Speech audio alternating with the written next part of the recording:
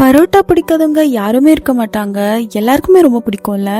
ஆனா at the same time மைதா பரோட்டா எவ்வளோ ஹார்ம்ஃபுல்னு எல்லாருக்குமே தெரியும். ஸோ கோதுமை யூஸ் பண்ணி டேஸ்ட் மாறாம சாஃப்ட் அண்ட் ஹெல்த்தியான பரோட்டா எப்படி செய்யறதுன்னு பார்க்கலாம். ஃபர்ஸ்ட் ஒரு பவுல்ல 1 கப் கோதுமை மாவு, 2 டேபிள் ஸ்பூன் தயிர் ஆட் பண்ணிட்டு, தேவையான அளவு சால்ட், அப்புறம் 2 டேபிள் ஸ்பூன் ஆயில் ஆட் பண்ணிட்டு, தண்ணி ஊத்தாம ஃபர்ஸ்ட் அப்படியே ட்ரையாவே பிசைஞ்சுக்கணும். அப்போதான் கர்ட், ஆயில் எல்லாமே கோதுமை மாவோட ப்ராப்பரா மிக்ஸ் ஆகும். இந்த ப்ராசஸ் தான் பரோட்டா சாஃப்டா வர்றதுக்காக ஹெல்ப் பண்றது. இப்போ கொஞ்சம் கொஞ்சமா சுடு தண்ணி, ஹாட் வாட்டரை கொஞ்சம் கொஞ்சமா ஊத்தி சப்பாத்தி மாவு பதத்துக்கு பிசைஞ்சுக்கணும். சுடு தண்ணியும் தயிரும் ஆட் பண்ணதால பரோட்டா ரொம்ப ரொம்ப சாஃப்டா வரும். இப்போ ஒரு பவுல்ல கொஞ்சமா ஆயில் ஊத்திட்டு மாவு பிளேஸ் பண்ணிட்டு மேலையும் ஆயில் அப்ளை பண்ணிட்டு க்ளோஸ் பண்ணி வச்சிருங்க. இந்த மாவை 20 மினிட்ஸ் ரெஸ்ட்ல வச்சிடணும். 20 மினிட்ஸ் கழிச்சு மாவு ரொம்ப சாஃப்டா இருக்கும். எடுத்து இந்த மாதிரி ரோல் பண்ணிட்டு குட்டி குட்டியா கட் பண்ணிட்டு பரோட்டா சைஸ்க்கு ஏத்த மாதிரி ரவுண்ட் பண்ணி வச்சுக்கோங்க. நம்ம இந்த வீட் பரோட்டால மைதா பரோட்டா மாதிரி எண்ணெய் அதிகமா யூஸ் பண்ண போறது இல்ல. பிகாஸ் இது ஹெல்த்தி ரெசிபின்றதால அண்ட் வெயிட் லாஸ் ஃப்ரெண்ட்லியாகவும் இருக்கணும்ன்றதால.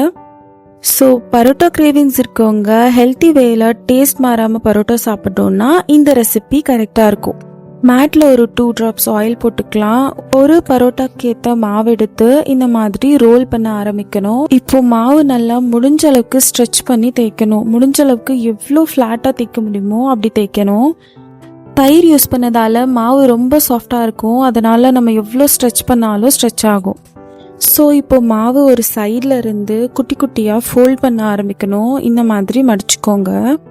ஃபுல்லா மடிச்சதுக்கு அப்புறம் இந்த மாதிரி ஒரு சைட்ல இருந்து ரோல் பண்ணி வச்சிருங்க.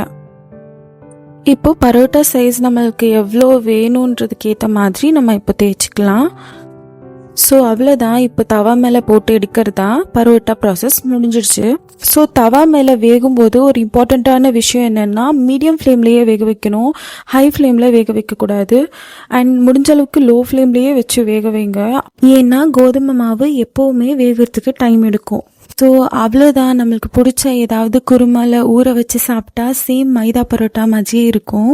உடம்புக்கு நல்லதில்லாத மைதா பரோட்டாக்கு பதிலாக ஹெல்த்தி அண்ட் அதே டேஸ்ட் இருக்கிற வீட் பரோட்டா நம்ம இனி சாப்பிடலாம். இந்த ஹெல்த்தி ரெசிபி உங்களுக்கு யூஸ் ஆயிருக்கும்னு நினைக்கிறேன். இதே மாதிரியான ஹெல்த்தி ரெசிபிஸ்க்கு நம்ம சேனலை சப்ஸ்கிரைப் பண்ணிக்கோங்க. தேங்க்யூ.